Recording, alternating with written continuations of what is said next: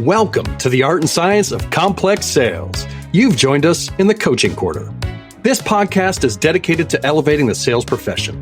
Our listeners range from first-time salespeople to seasoned sales leaders and driven CEOs. They all come to learn from the best in the business as we interview top sales transformation specialists, go-to-market leaders, revenue thought leaders, and more with only one question on our minds: how we get better together. This 12-episode quarter, brought to you by Membrane.com, will start to hone in on a key element in performance: sales coaching. Each of our guests speaks to this a bit differently and brings their own unique take, but all cover the topic, how to execute, and the exponential impact it makes. So let's start shining bright and get kicked off with today's guest.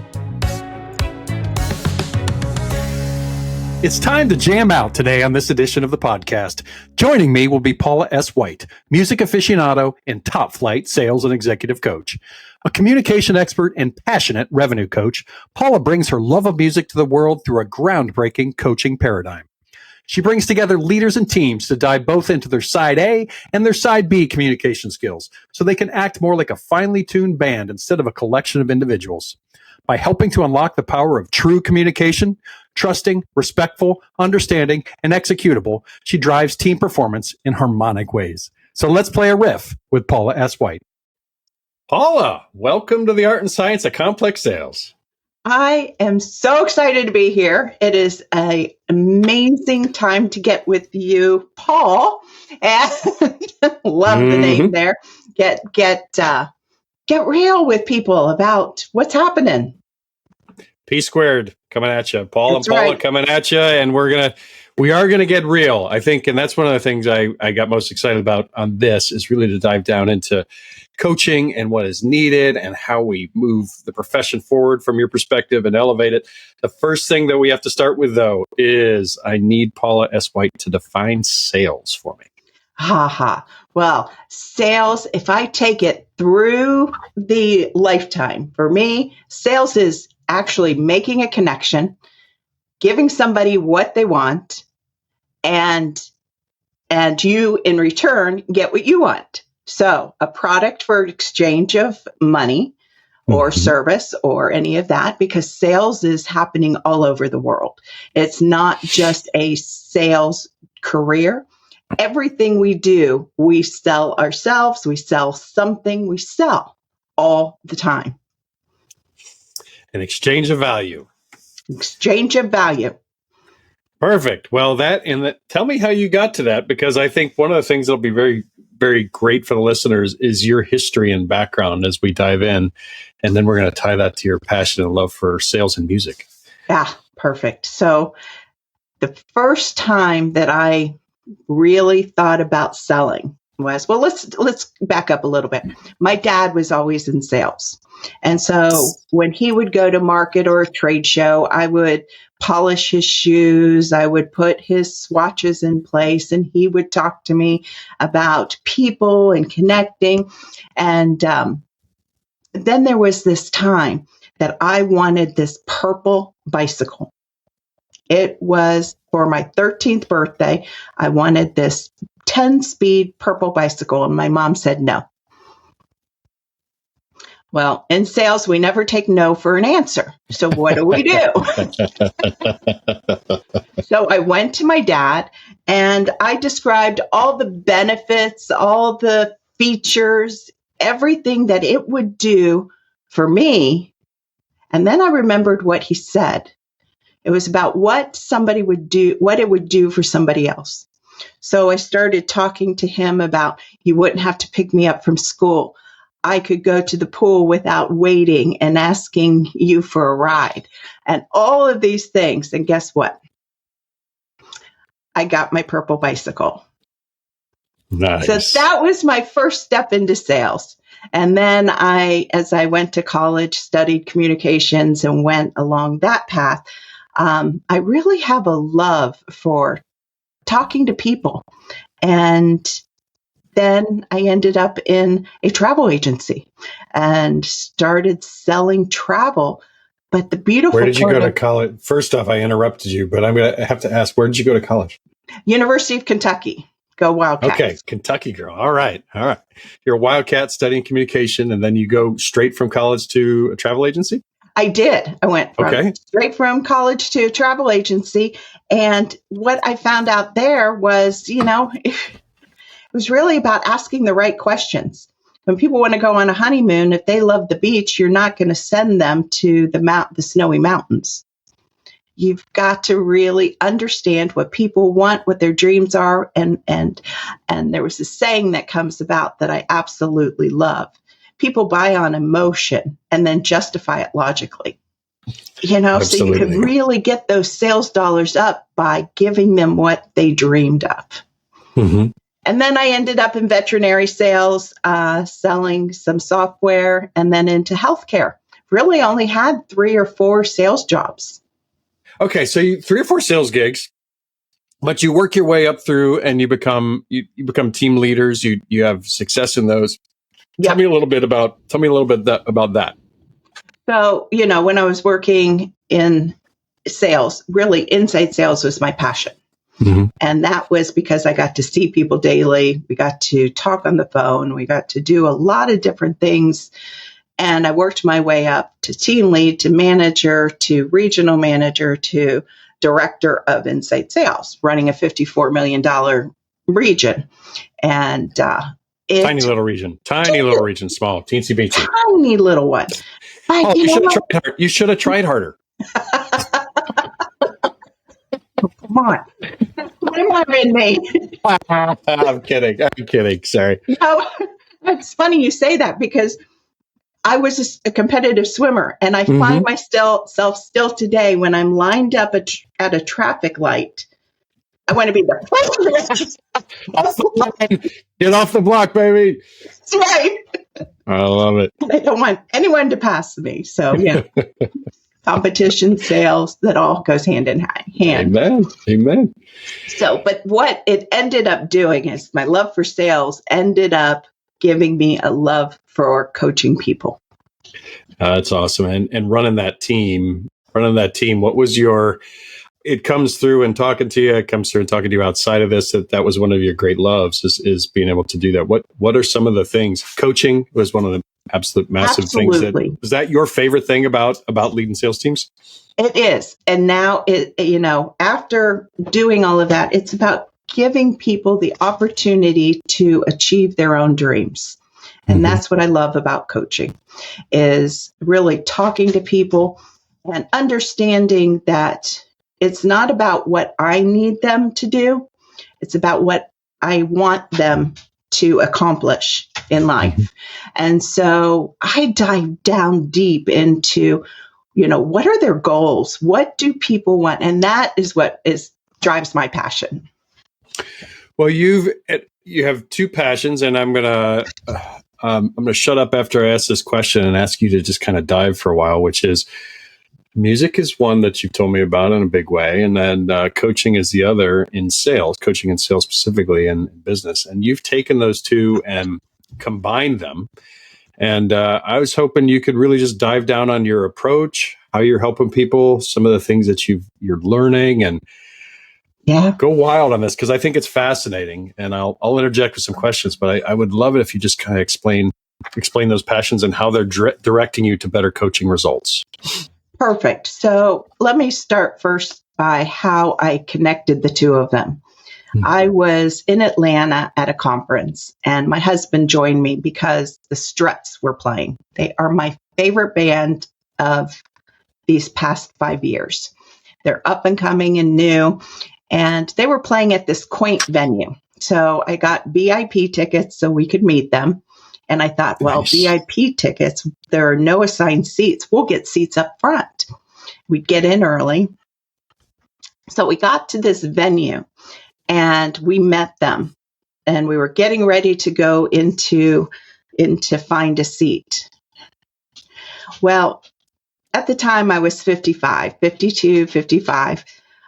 I didn't know that the middle of the stage was called the mosh pit. No seats, standing. And so I looked at my husband and I said, yeah, I can't stand for the full time here. So we went under a rope barrier up to the balcony, got first row center stage, enjoyed the concert. However, there was a moment in time that I looked down at the mosh pit. I looked at the band. I looked at the mosh pit and I couldn't take my eyes off of it. And I kept thinking, why can't leaders gain that kind of attention from their employees and vice versa? That passion going back and forth and that synergy. So that became my goal, was to introduce how leaders and employees and coaches and team members could really impact each other through music. That is, that's an amazing image.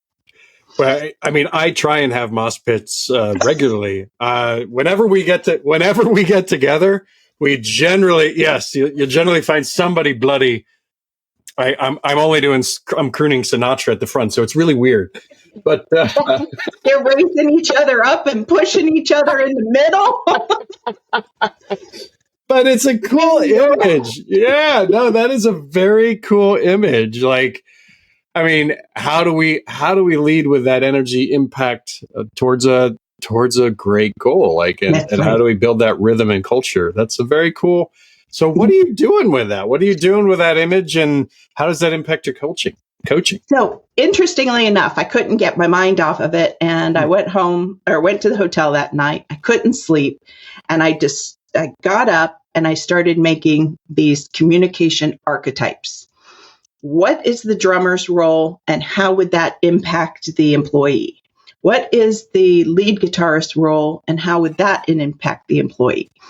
And interesting, when I got back home, I worked with a neuroscientist and a psychologist and a musician to create these 10 archetypes for communication, because that is the number one coaching tip I can give you, is if you have true communication, T, trust, R, respect, U, understanding, you get E, execution. So true communication, but in order to do that, you have to understand your own communication style. Let's take the drummer for a moment. What is the drummer's responsibility in the band? To keep rhythm, to keep beat, to keep the song moving forward. And where do they sit? They sit at the back, and they sit and they see the whole big picture. Now, for a leader, that communication style taps into somebody who is forward thinking, somebody who is always looking out for the greater good. And their communication is curiosity. They're always asking questions to keep everything moving forward. So that's how this all wrapped up. So for coaches and leaders, I help them understand their own communication style, because if they're trying to be somebody else, you lose the trust.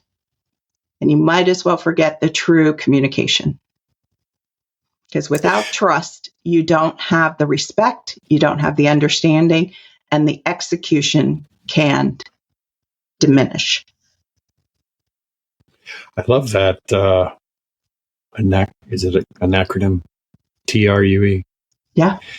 That's easy to remember. And that's a good part of communication. Making that happen, that's wonderful. You found this as a passion project, obviously. Yeah. You don't just casually watch a band and see a mosh pit and then say, oh yeah, I think I'm going to go on and develop 10 archetypes and have a neuroscience get involved. I mean, right. Like, so where did that come in for you? Like, what made you just grab a hold of it so much? Well, what made me grab a hold of it so much was because everyone kept asking me what my secret sauce was. What's your secret sauce to accomplishment? Why are you growing 42 million in 7 years? How did you grow 8 to 10% over a prior year in every industry that you were in. What was your secret sauce? And I was trying to explain it in corporate lingo. Mm-hmm. I didn't understand it in corporate lingo. The true answer to it, was that I took care of the people. I took care of the sales reps. I made it personal with them. When during my coaching sessions, we didn't just check the box of what are you doing? What are your results? What's your pipeline? Mm-hmm. We really put active listening into it, or what I call unexpected listening. We start off with general questions about how's your family, or, something personal. What was your favorite concert you went to just recently? Something personal to break down that barrier and then get into the details of the business. Because it's important to have both what I call side A and side B. Side A, from the old 45s, 1942, RCA developed these 45s. Side A was the popular hit. I think of these as your resume skills, right? Mm-hmm. These are the things that you put on your resume that people know who you are. But side B are your hidden hits. That was the unexpected song. Look at Kiss's Beth. That turned out to be one of their most popular songs. And it was just a riff off of a song that Paul wrote for his wife. And it was a piano ballad, certainly not rock and roll Kiss. But the thing is we have to balance both. We have to have accountability with kindness. We have to have discipline with determination to understand people. Understanding this, I had to come up and define what was my communication style. How could I let my bosses know what I was doing? So no, and that's, I love this. And you have a book out, correct? Yep. Okay. Side B, remix your leadership style. Well, and I think one of the things I so appreciate about the approach is it's not necessarily about, is your heavy focus on coaching and your heavy focus on your ability to understand yourself first before you can ever take coaching to somebody else. Right. So to get the results that are impactful. You can coach at any point, but to get results that are impactful, you've got to really buy in-to who you are as a communicator. So do you mind going into a couple of these archetypes that you've developed? And I love, you already gave us the drummer, which is amazing, a couple more of them, and then a follow-on question to that. So I'm giving you a long question, bad sales technique. Follow-on question to that is there any that you see out there that you're like, you should not be a leadership, or you should not be a coach? Or is it figuring out and understanding yourself more and then bringing it in? I mean, so do you mind doing that? I don't mind at all. Okay. So let's take the lead guitarist. Okay. What is their responsibility in the band? They do the riffs. You see them on the guitar just, and really, they have a lot of passion for their job. Right? Mm-hmm. So if you look at, and that's their side B, but if you look at their side A, they are very determined, right? So you've got determination and passion. And if you have both of those, then you can lead people with that. But understanding, am I going to be, it's a balance, because if you have too much determination and too much passion, you're going to be a very blunt coach. Mm-hmm. Right? Yep. So you've got to have you've got to balance that out. You become that coach that's, let me see if I could do the same thing. But you're always playing the solo, right? And telling others that, hey, just play the solo. That's right. There is no harmony within the band. And each player has their own harmony. They have their own rhythm, their own beat to come together as a cohesive entity. Love it. It's how they work. Okay, so let's see. What's another one that you would love? The optimist. What does the lead singer do? What's the role of the lead singer? If I were just, I'm baiting here. I'm a croon man. I'm out front. I am the face of the band. You're the face of the band, but you're also the face of the fans. Mm-hmm. Right? Mm-hmm. You're leading them the direction that you want them to go. So, as a lead singer, your side A is really business acumen. You need to know where you need to go and how to get there. And how do you do that? By optimistic behavior, by motivating, by inspiring. And so that is our lead singer. So tell me about, because this is great. I love the theory. Absolutely love the theory. Yeah. Theory into practice starts to become where we want to take things, right, in terms of coaching and leveraging it. So tell me about how you're working with people on an ongoing basis, and some of the potential results that you're getting with it. Because I think it's just, I love the language because it's not the sales language. I love it. It just takes a completely different approach. How are things going? Things are going amazingly, because here's one thing. So when I did the true communication, T for trust, what's the first thing that you've got to be able to do in trust? You've got to be able to listen. So we talk about the 4 zones of listening. Respect. So that in and of itself is really important, because the way that we listen to music is the way we listen to people. So if I can show people how to listen in 4 zones and how to move fluidly through those, their attention span grows and their intention on communication with people gets greater. And it just by understanding the 4 zones of listening, people have increased their sales only because, and I'm not going to say increase their sales because I don't have a number on it, but I have heard from people that things are moving forward. They are moving up. Mm-hmm. Okay. Yep. I don't want to give a false number. I don't want to give anything that is out there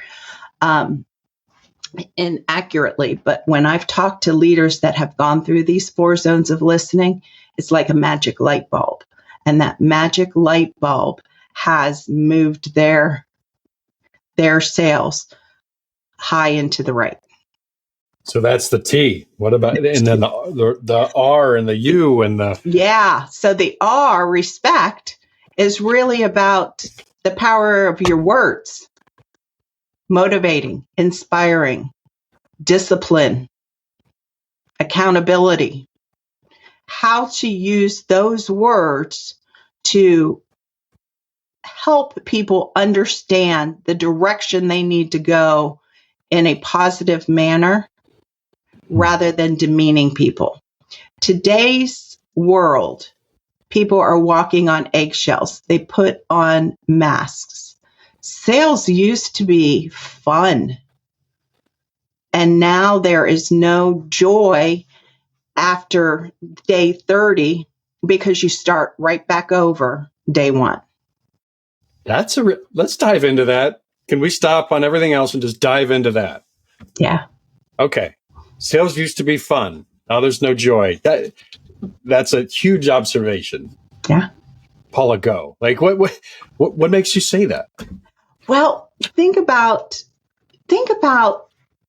20 years ago, before the internet, before efficiencies, before tracking, before all these things that corporate used to do.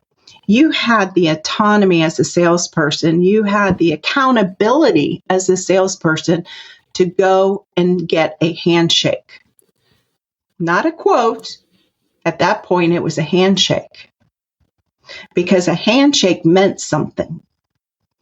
And now with dashboards and this and that. We are driving people to burnout, to be afraid that Big Brother is watching. Not that we're doing anything wrong, but there's no sense of trust. There's no sense of respect for an adult to get the job done.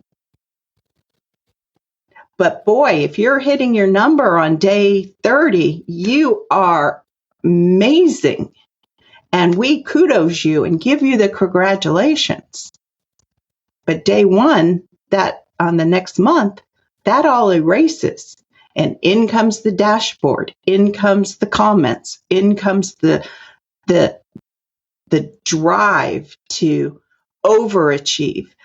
Our quotas are set not to be a stretch quota anymore, but quota to really drive the sales beyond what a human can do. I love the way you put that, because I've had a lot of discussions relative to comp plans. I've had a lot of discussions relative to making sure you get them right.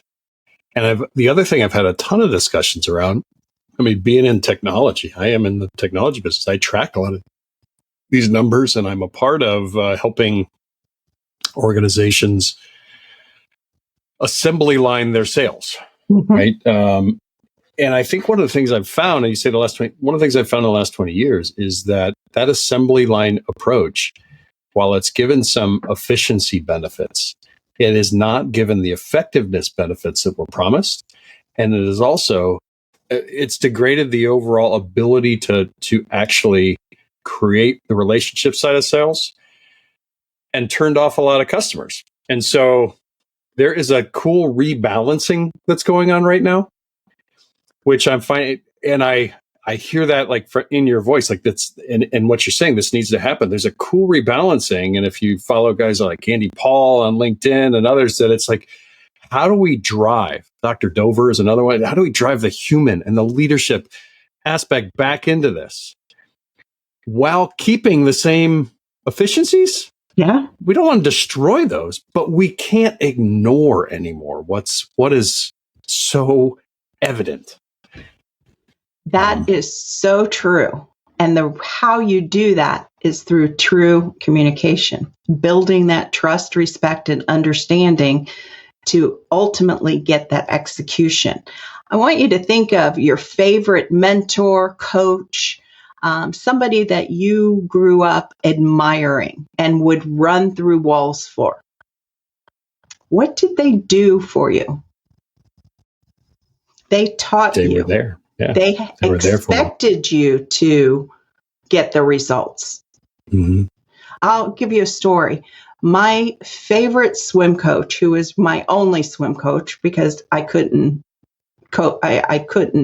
swim with anyone else because I followed him everywhere. Mm-hmm. Coach Scott, and he's listed in my book. He said, Paula, I entered you into the 50-meter butterfly. And that's a stroke in swimming. Mm-hmm. And I've never swam butterfly. I did in workout and practice, and he, coached me through, my arm strokes, keeping my knees together, my feet, all of those things, did that. And I said, I've never swam that into me. He said, I believe in you. I know you can do this. Just keep your knees together and keep your feet moving. So I sat in the bullpen, which is races lined up, ready to go before you get onto the block, keeping my knees together and moving them up and down to keep my feet. My nerves were going. The adrenaline. I did not want to disappoint him. I knew he believed in me to do this for some reason. I didn't know why. But it was my turn up on the block. The gun went off and I dove in, swam back and forth, and beat the pool record in the 50 butterfly. And you know what he did? Wallet and all, he jumped in the pool with me. Oh. Now, that is a coach. That is a leader. Somebody Yep. who knows what you can do, who gives you the experiences to do it, and leads you through it by belief. And that's what we're missing today. It brings me back to my high school days of swimming. Like, so I had my first 2 years of my best swim coach I ever had. And the reason exactly he was the best swim coach I ever had. He was really hard on me. He was hard but kind. He cared about me. I could tell. Yeah. Right. Coach Eric. Like I saw him, hadn't seen him in 25 years. And I saw him at a meet the other day, or not the other day, but about a year ago with he was watching his daughter swim and my nephew was swimming. I just went up and gave him a huge hug. Like, love this dude. Spent 2 years of my life with him. Would do anything for him. Same type of stuff. Like, was just so passionate about me getting better. And it wasn't anything about him. And then that's the point right there. Yeah. And the flip side, I had the next two, and I'm not going to name names here, but the flip side, I had terrible coaches. Mm-hmm. And what I did was always a reflection of them. Exactly. Right. So if I didn't perform, it reflected negatively on them, and I was a P word or whatever expletive that wanted to come out of the mouth. I love this because we got to drive that level of self-understanding and ability to be independent, so you can be interdependent, into our coaches today. And we really got to work at that. True. And here's the thing: you said you were labeled. Well, we label A, B, C, and D players, right? Mm-hmm. They know that. It's not a surprise to them. Mm-hmm. And what you want to do as a coach is to get them to run through those walls. But in order to do that, you have so many other things going on. And this is what I coach on as well. You asked how I do this through music and coaching. I ask leaders to come up with their own specific playlist. Mm-hmm. One that is going to, put just 10 songs on it. One song that is going to calm down their nerves. One song that's going to motivate them. One song that's going to get them into a focus mode. Because what we know about music and being a universal language is that music is the only thing that can change your mood in 3 minutes. I didn't know that. It's the only thing that can change your mood within 3 minutes. When you are having a bad day and a song comes on that you let's say Rocky, the theme from Rocky. And all of a sudden you're imagining this bad day. Exactly. You're imagining this bad day going, you know what? I'm going to run up those Philadelphia Museum stairs. Mm-hmm. Just like that.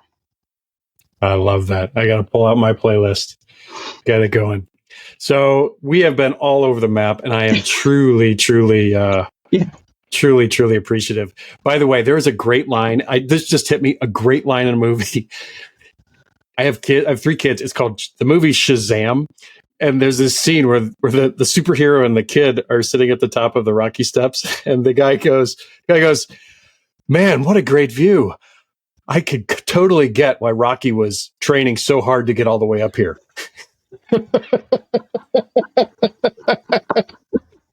That is good. I loved it.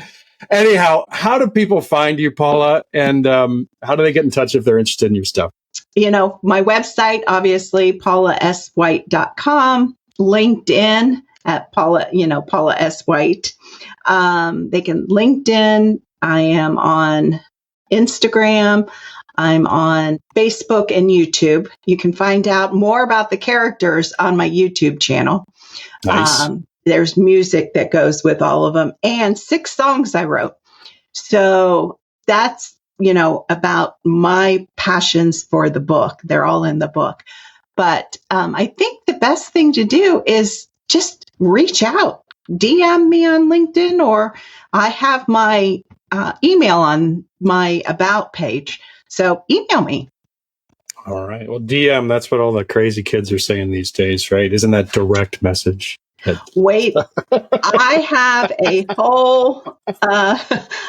a whole series coming out in November about how our communication has gone from being actually eloquent to BRB.